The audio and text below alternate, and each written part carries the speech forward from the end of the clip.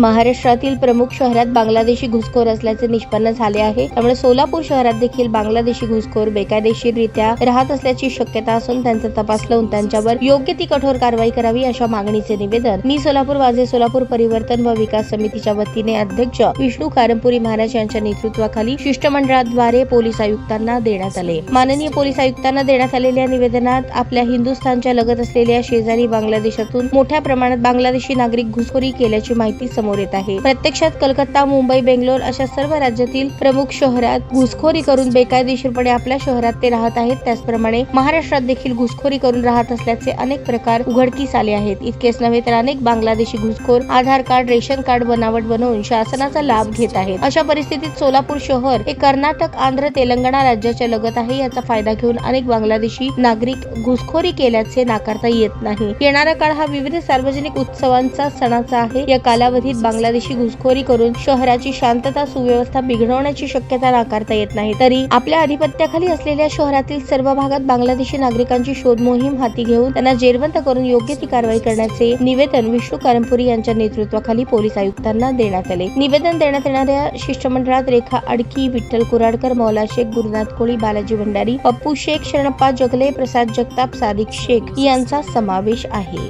महाराष्ट्र आज मी सोलापूर माझा सोलापूर परिवर्तन व विकास समितीच्या वतीने सोलापूर शहरामध्ये हा उत्सवप्रिय शहर आहे।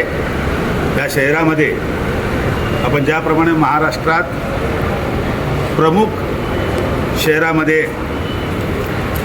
बांगलादेशी घुसखोर घुसलेले असल्याचे माहिती समोर येत आहेत, सापडलेले आहेत, प्रसिद्धी माध्यमातून ऐकू येत आहे। त्याचबरोबर काही कारवाया झालेल्या आहेत, आधार कार्ड काढलेले आहेत, लाडकी बहीणची योजनासुद्धा त्यांनी घेतलेली आहे। अशा प्रकारचे सुद्धा सोलापूरमध्ये असू शकतात। अशा प्रकारचं निवेदन हे असलेल्या अशा लोकांना आपण चौकशी करून तपास करून त्यांच्यावर कडक कारवाई करावी अशा प्रकारचं निवेदन माननीय पोलीस आयुक्त साहेब श्री एम कुमार साहेबांना दिलेलं आहे। आणि त्यांनी देखील असं जर तुमच्याकडं कोण सापडलं की आपण जो तपास काढा, असं तर आम्हाला त्याची माहिती द्या आणि संबंधित पोलीस स्टेशनला माहिती द्या अशा प्रकारचं त्यांनीसुद्धा आवाहन केलं।